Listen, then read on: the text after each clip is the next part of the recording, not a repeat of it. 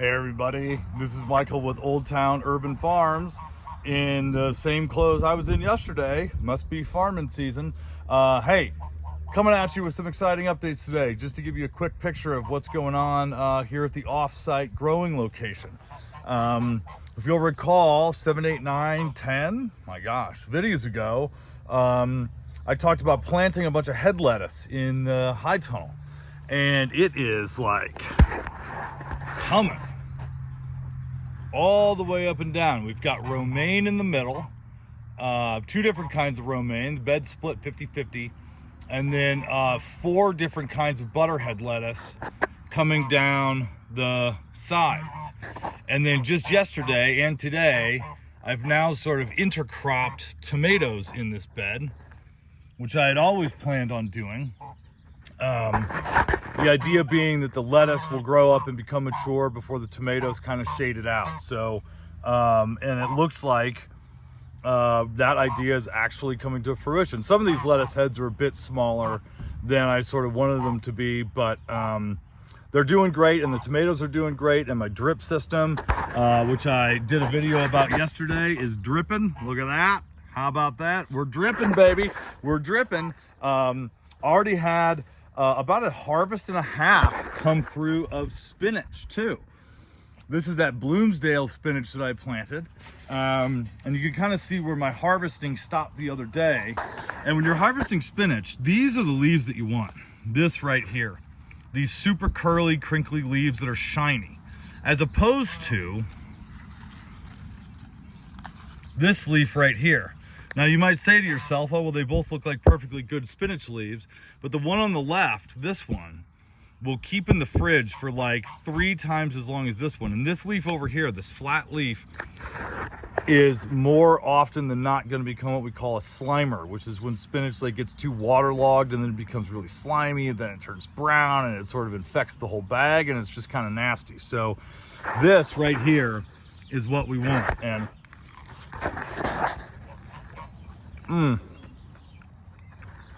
so tender, so tender.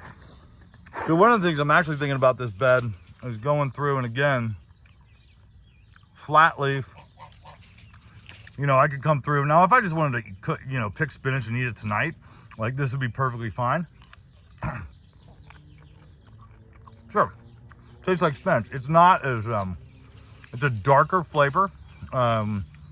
It's more green tasting, if that makes any sense. Wait.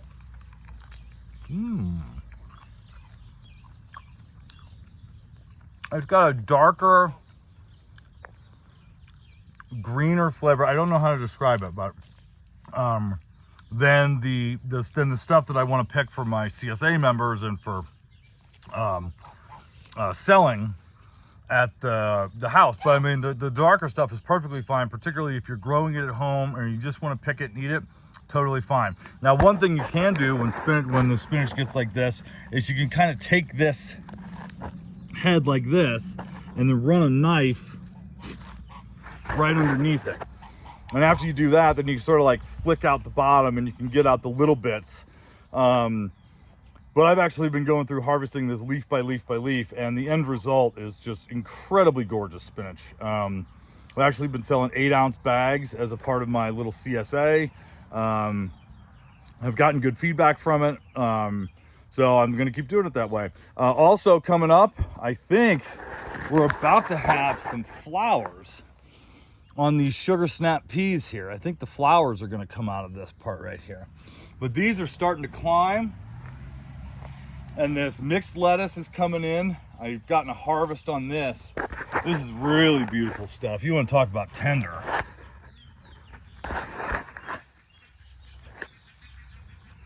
All this channel is going to be, by the end of the season, is just videos of me snacking on this. Oh my God. That is so incredibly tender. That is so good. I absolutely love it. So that's the high tunnel. Well, no, wait. Look at this, man. These beets are now absolutely popping. And we've got 4 different kinds of beets in here. I think these, row 3, I think are the goldens. You can kind of see down there, they're a little golden color. And I've got a few different kinds of red. I'm gonna have to remember what I planted, what I planted where.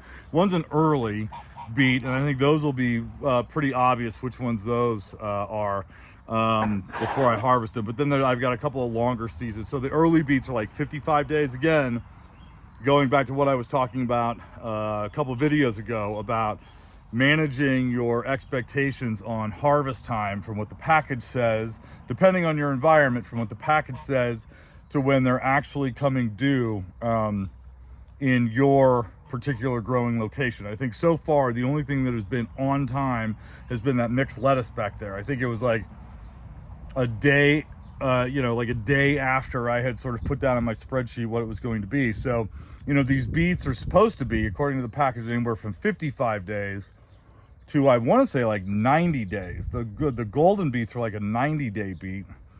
The early beets are like a 55-day beet. So that's like a month in between. And one of the reasons I planted them that way is because when I go to harvest, I want to have different beets coming due at different times for my customers. Now, in a bigger growing operation, somebody would probably seed an entire bed of golden beets, an entire bed of early beets.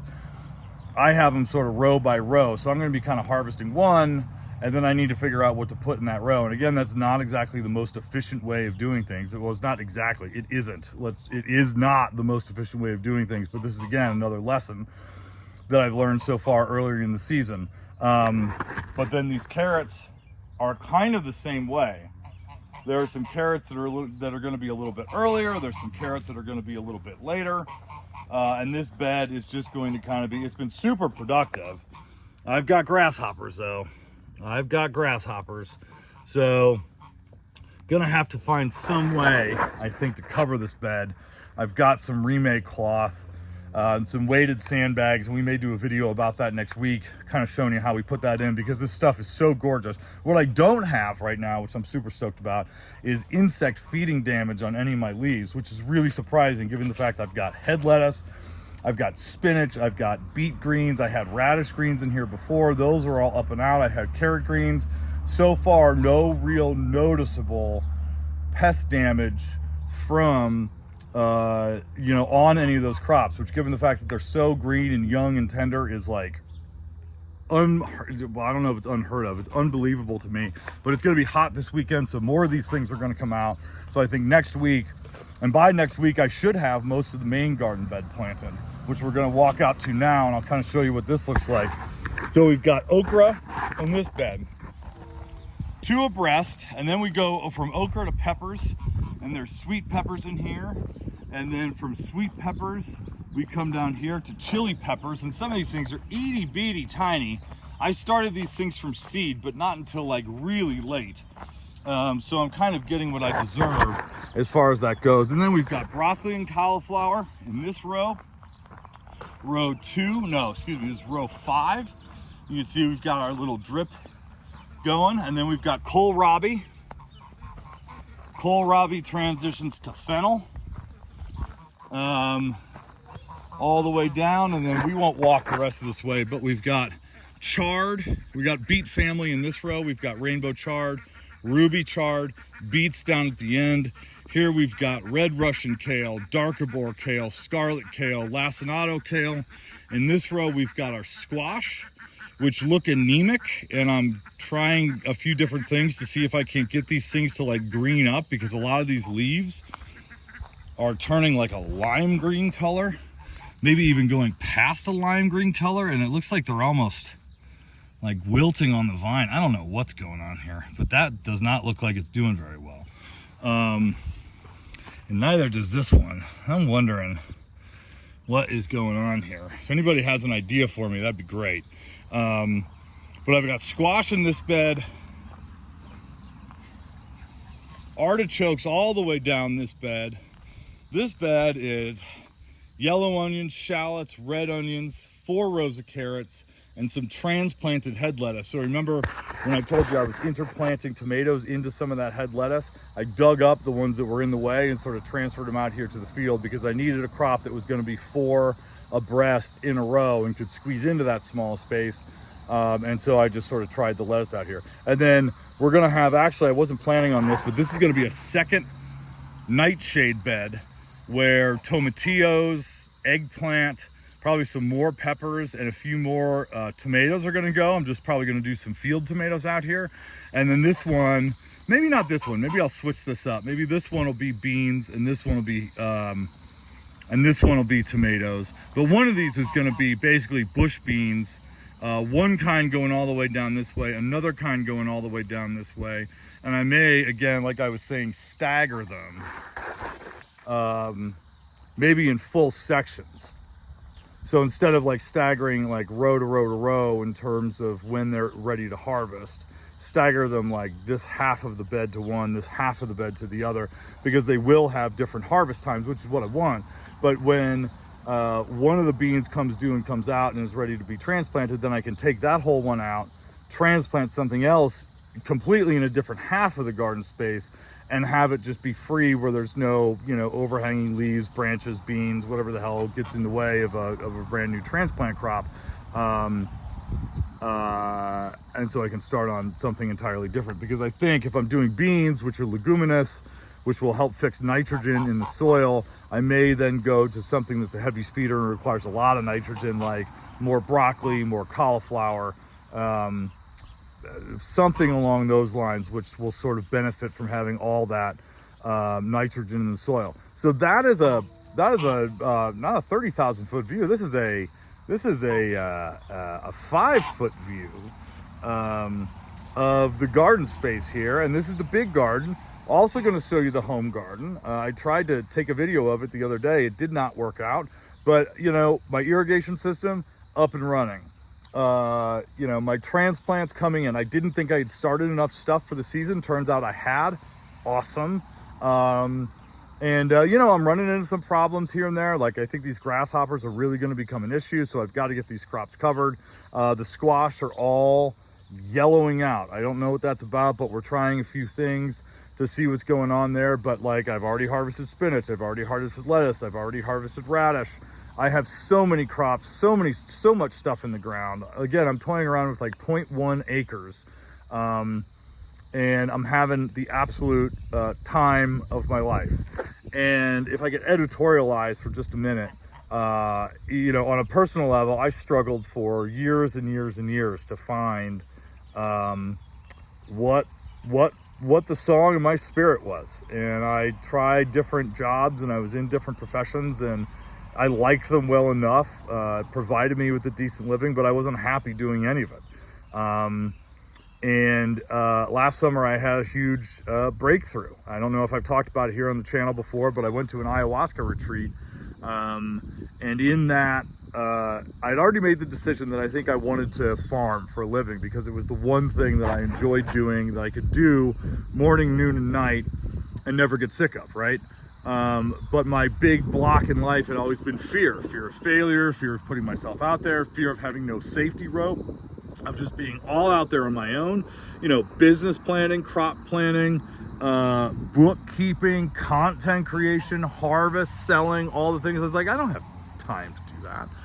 But in the middle of one of these ceremonies, I had this incredibly powerful vision where my old self died, and through this incredibly violent transformation, my new self was born, and I came up as just a little sprout sitting through the ground. And that whole thing showed me that it is, so I was a seed and I was planted and I broke through. I had this metamorphosis from my previous self to my current self.